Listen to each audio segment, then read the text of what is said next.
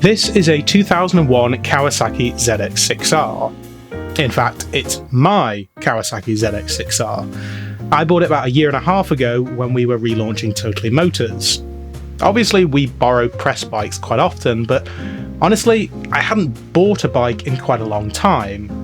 I spoke to Bertie, our mechanic, about it, and he said, find a bike for cheap that also needs some work on it, and I'll do the work for free.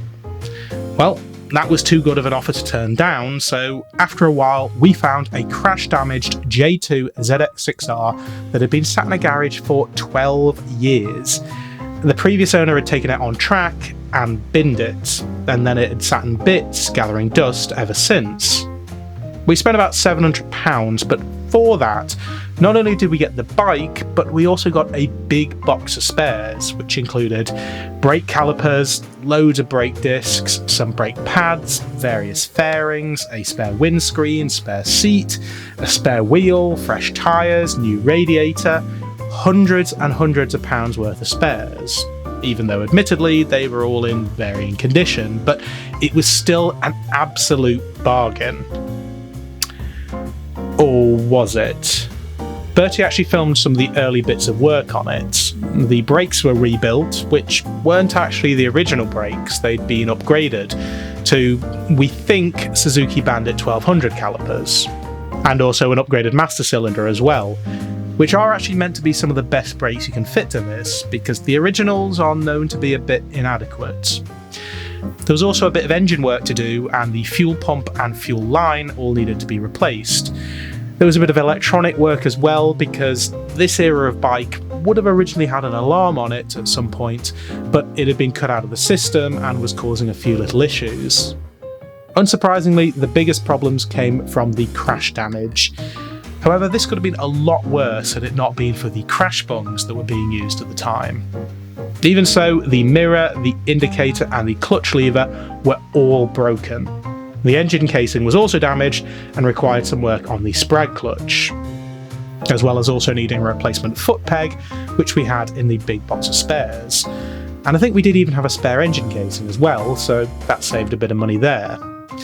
We replaced the levers with some new ASV unbreakables, which originally came with red adjusters, but we swapped them out for blue ones to match the bike. It was the one blue anodised part that Bertie would touch, and actually they sent us extra by mistake, so straight in the big box of spares with those. We then finished it off with some R&G bar ends to replace the broken ones. The front suspension also needed rebuilding too. One of the forks was bent and one of the adjusters too, but big box of spares to the rescue, as there was another damaged fork in there, but damaged in a different way, so 3 problem forks became 2 functioning forks. This was all down to Bertie's handiwork, while I focused on how to get it looking good again. Now, while there were various fairings, none of them were perfect. Plus, the front nose cone had been damaged in the crash, so that needed replacing, and it's not so easy to find them in good condition these days, at least not as spare parts. You could just replace the entire set with an aftermarket Chinese set, which we probably should have done with hindsight, but we were trying to do it on a budget and went down a different route, which didn't really save any money in the long run. I managed to find a white aftermarket nose cone on Facebook Marketplace, and we looked at options of getting the bike painted, but it was going to be far too expensive, so in the end we got it wrapped in this titanium blue vinyl, which actually I really like. I think it's an upgrade on the original colour and it looks great in person. We finished it off with an all-white aftermarket sticker set, but here's where we could have done things a bit differently. You see, the tank has a Kawasaki logo on it, but it's a decal that is then lacquered in. And if you wanted to wrap it, you'd still see the logo protruding from underneath. Finding an original sticker set for this bike will set you back hundreds of pounds from an original Kawasaki parts dealer. So we sanded the tank down before it was wrapped, which obviously is not going to give a perfect finish, so while it looks great from a few feet away, it could probably be a bit smoother. Well, that's not really that much of an issue though. Annoyingly, however, the big box of spares had something else up its sleeve, and that was an entire sticker set, which was brand new and had extras too. So we could have avoided sanding the tank completely and just put an original tank decal over the Kawasaki logo that had been raised under the vinyl. But anyway, it's done now and it's very pretty, so no real complaints. The only issue is that this is essentially now just one big sticker, so over time it is going to get little snags in it. So I may end up having to get an aftermarket fairing set at some point anyway, or get it rewrapped. But either way, I'm happy with how it looks, and I still think it looks better than the original darker blue. We also added some carbon frame covers, as the previous owner was quite tall and his knees had rubbed away the paint on the frame.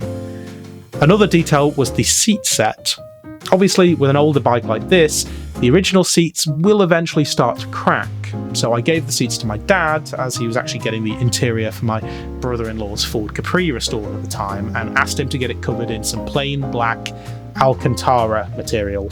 I think that's what it's called, or whatever faux suede-like material they had. I went away on holiday, the same holiday where I had to throw away footage for a scooter review because unknowingly I had COVID and could barely talk, and came back to these, which shocked me a bit because they're nothing like what I asked for, but they've actually really grown on me now, and I've had quite a few people complimenting on how they look. So at first glance, while they look a bit cruiser-like, I'm glad my dad ran with his idea because I think these are now one of the nicest things on the bike. I also wanted to change the exhaust end cam to a Yoshimura one, but this didn't work out at all. I managed to find a used one, and the guy assured me that it came off a ZX6R and all the bolts seemed to be in the right place. So I went to swap them over. However, it wouldn't fit over the flange at the end of the exhaust, no matter what I tried. After asking for help on various Facebook owners pages, pretty much everyone came up with the same advice, which was just cut the flange off. So after an evening with the angle grinder, the plan was to get it to the point where the exhaust fitted and then get a new flange to sit between the pipe and the end can. Only once all that was done, the bolts didn't line up. I mean, they were probably only a few millimeters out, but even so, there was no way it was fitting. I'm now fairly sure that the guy was lying to me and this was off a Suzuki. So I found a new flange to sit at the end of the pipe to prevent the exhaust blowing and refit the Remus can that was there when we bought it. The big box of spares did actually contain an original Kawasaki exhaust as well, but the internals were a bit too rusted and in the end I didn't think it was salvageable, so we ended up scrapping it. We also changed the windscreen, and initially I put a clear double bubble screen on it, but it didn't actually do much for wind deflection, so we changed it for this tall race screen. It may be a bit overkill, but I plan to do a fair bit of motorway miles on this, partly for travelling to pick up press bikes, so it was a worthwhile addition. I also wired in a USB charger and ran the cable through the frame to the front, where there's a quad lock mount for my phone. I may swap this for a wireless charger at some point, but for now it works well as it is, and actually charges really quickly, so no major rush to change that. We replaced a lot of the smaller parts like the mirrors, the indicators, the horn and the number plate, then added tank grips, a tank pad, some little touches like original Kawasaki tank stickers, and a new yoke emblem to finish it off, and it was good to go. I picked it up from Bertie's garage and all was well. Until it wasn't. You see, we'd had an issue with the brakes. Even though they'd been upgraded, they just kept binding. When Bertie went to ride it to get its MOT done, they kept binding on whilst there was still snow on the ground. And seeing as the tyres were brand new, but 12 years old, it needed some work. Eventually they just wouldn't play ball, so we replaced them with, I think, some Suzuki S-Rad brakes, which were in the big box of spares as well, and all was good again. Until it wasn't. After about 50 or 60 miles, something let go and the brake fluid drained from the front brakes, which put fluid all over my front tyre, the front wheel, stripping the paint, and, well, I then had no brakes. I managed to limp home using only the rear brake, and Bertie talked me through bleeding the front, as I couldn't get any pressure in the lever. Apparently that's a known issue, and it seemed to work until it didn't. I should have been filming all this, but one day on a dual carriageway, my brake lever went solid and jammed the front brakes on at 50 miles an hour. Honestly, I don't know how I wasn't thrown over the handlebars because they were jammed on so well that I couldn't even push the bike off to the side of the road. It was stuck in the middle of the lane. Thankfully, a police car stopped, and once the brakes had cooled down a bit, we were able to push it into a lay-by. Once they'd cooled down fully, I could limp home once again. In the end, I had to take it to a garage, and we replaced the front and rear lines with new Hell braided lines. We replaced the original brake fluid reservoir and fitted new seals into the S-Rad calipers. They also helped with a slight issue with the engine where the revs were rising to about 5,000 and lingering there. It was just a small balancing issue with the first car, but it all came with a price.